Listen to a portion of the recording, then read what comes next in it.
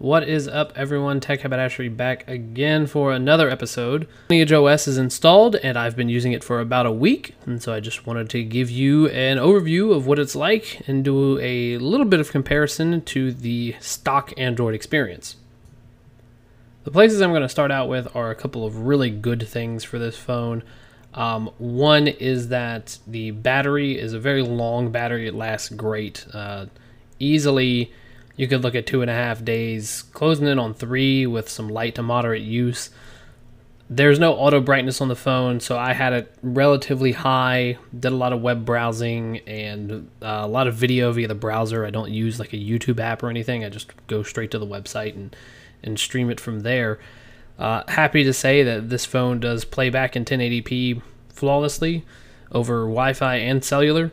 LCD screen, actually, we'll talk about the technology of it here a little bit in a minute, but the crispness and the vibrancy of the screen is actually really good overall.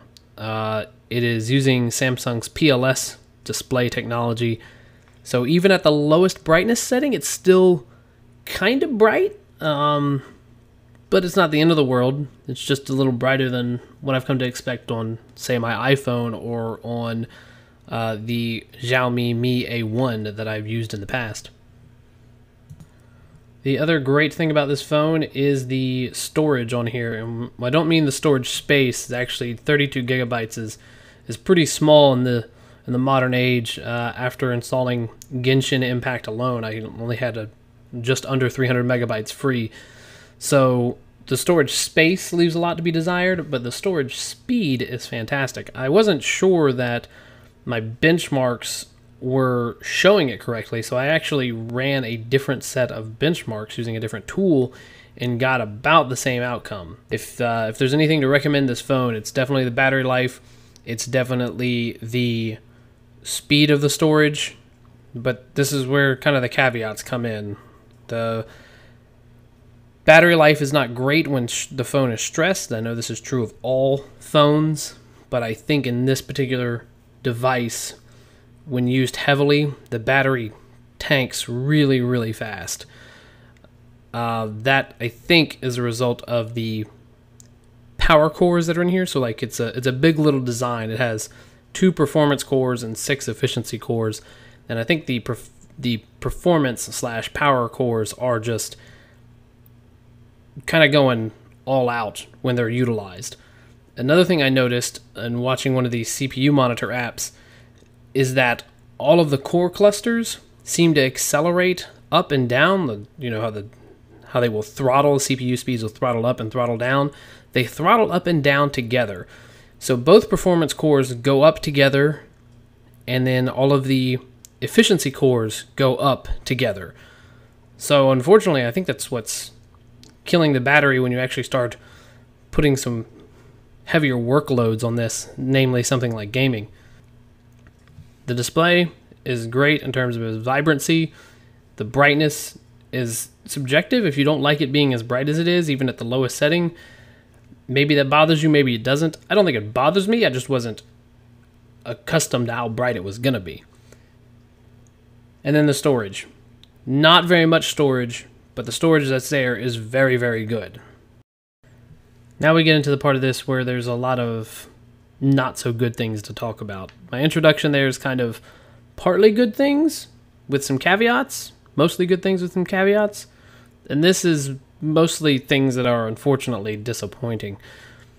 So despite the theoretical performance of the SoC that's in here, there are some really strange performance hangs when loading some apps. Sometimes an app will just take a while to load, like, you know, the icon pops up to the front of the screen, but it's just white and does nothing for several seconds, and then it starts loading in.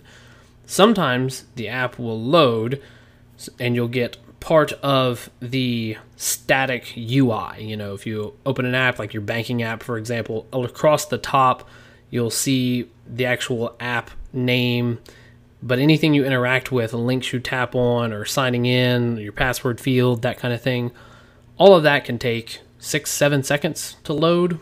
Not sure why. Once it loads, it's fine, but it just seems to just hang for no obvious reason.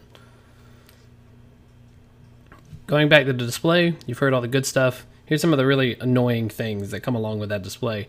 So what I've learned from my original review in that the screen will not do a tap to wake function. That's probably a limitation of the fact that this is a PLS LCD display. There's no ability to enable that feature anywhere in the settings, so it's not your standard IPS. So I have a different Lineage OS phone called the Xiaomi Mi A1 from 2017 that I did a video about, and it can do the tap to wake, and so can the Samsung Galaxy A5 that I have. Now that has an OLED screen, and the Mi A1 has an IPS LCD screen. Both of those don't have an issue with that, but this PLS display does not seem to have that ability. I don't actually know for sure that's a limitation of the technology, but for whatever reason, Samsung did not include it with this particular set of hardware. And spending a little more time with this phone from the original stock Android device, or OS, I kind of cut that review short because of it seemed like there were a lot of data mining hooks from Google and Facebook and Samsung, and so it just kind of turned me off from using the phone in general. So I didn't use it as much as I probably should have, but in using this phone solidly for a week, it is really, really hard to find the fingerprint sensor. It's not really recessed into the phone. It has a slight lip around the edge of the sensor, but it's the same kind of plastic that's on the rest of the body of the phone. So unlike some older phones like the Nexus phones or the Mi A1, where the fingerprint sensor is recessed into the body of the phone, this is just flat with the back with a slight plastic ring around the sensor itself. Just makes it difficult to find. It's also very sensitive, so even if it only catches part of a fingerprint, it will unlock, which could be a good thing. But if I'm putting the phone down and I happen to be holding it from the top, I will sometimes put my finger on that sensor and it will unlock the phone. Fortunately, it's got a long battery and it can handle being on for a few minutes until it turns itself off. But just another little annoyance to kind of go along with the rest of this. One really good thing, and I probably should have put this at the front now looking at my notes, the GPS is actually really accurate. I've been using the Here We Go app, and it never has any issues with mapping me to where I need to go. As you know, one of the limiting hardware features of this phone is that its Wi-Fi is stuck at the 2.4 gigahertz spectrum. So there's no 5 gigahertz Wi-Fi on this. It makes downloading apps and updates much slower. So I guess the takeaways from this is that overall, running Lineage OS on the phone, the OS itself is fine, the apps are fine, it takes advantage of the hardware pretty well. I still think it's strange that this phone has even stock booting it up. I say stock, when you first install Lineage OS and you boot it up, it's still using a lot of memory. I'm wondering if there's some sort of subsystem that runs to this phone that maybe it's just an issue with Exynos systems. I'm not sure. This is my first Exynos phone, so I can't really tell you. I have no personal experience to draw back on, I should say. So, just a thought. It uses a lot of RAM, which unfortunately is a pain for multitasking if you're playing any kind of games and you go to switch apps. Overall, decent experience with Lineage OS. The core OS features and functions are right, but due to the missing, shall we say, usability refinements, namely with the phantom touching on the screen, the lack of 5 gigahertz Wi-Fi, this device is never going to be an above average experience. Frankly, with a price as high as it is on the used market, and there's better deals out there in the sub $200 range, I don't even think I think it's probably going to be firmly in the below average kind of category. It's kind of a better than nothing situation. In 2022, I just can't advise anybody to use a device that has such an overly sensitive edge detection on the screen and that lacks 5 gigahertz Wi-Fi. I mean, even in 2019, that's a pretty egregious sin. and it's just kind of an inexcusable omission. And I want to like the M20, but I can't. I don't suggest you do either. There's a Galaxy S10e, the OnePlus 7, or a Google Pixel 4a 5G are all better alternatives. They're being at or around the same price point, sometimes 10, 20 bucks more on the used market. They have the same great support from the Lineage OS community. They've got similar physical designs without the protruding screen. These other phones have better SoCs. The Galaxy S10e, that's supported by Lineage OS, runs a newer Exynos chip.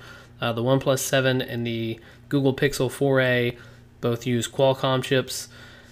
They have all roughly physically similar designs and screen technologies. I think the screen technologies in a lot of those three I just mentioned, though, I think they're all some derivative of OLED. So I think that you'll be better off, all things considered. Anyway, that's it. I hope you've enjoyed this one. It's been less than stellar, but it's worked, and you could use it if you had to, but I would just say look elsewhere. Thanks again, everybody. Have yourselves a good one.